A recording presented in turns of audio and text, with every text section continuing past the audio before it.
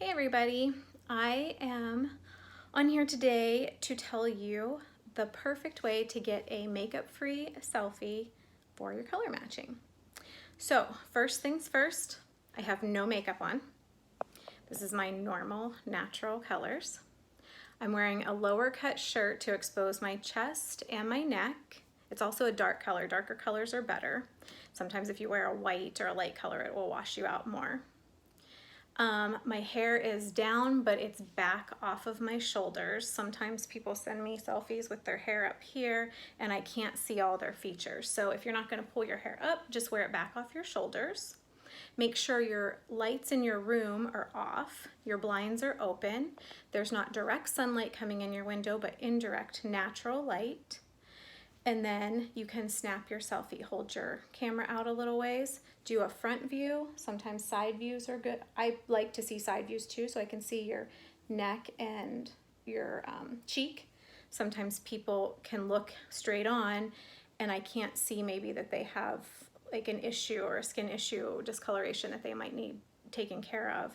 So it's good to get a side view too. And I just want to show you what happens when I get closer to my window. See how much the light changes on my face.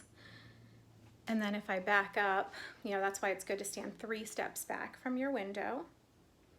Now look, if I turn and the window's to my left here now. See how that shadow is on my face?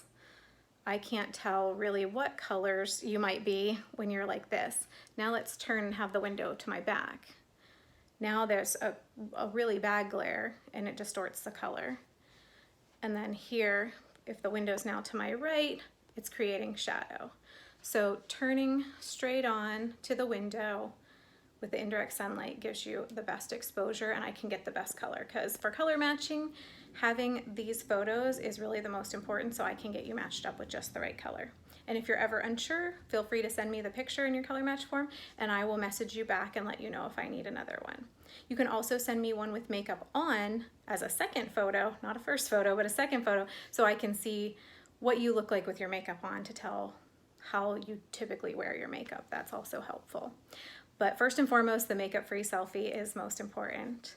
And I will let you know if I need additional pictures. And don't worry, if I do ask for additional pictures, it is not a bad thing. It's just sometimes every time I'm trying to get you the best possible color match, because I know how important it is to have this makeup work for you. I want you to be happy with it.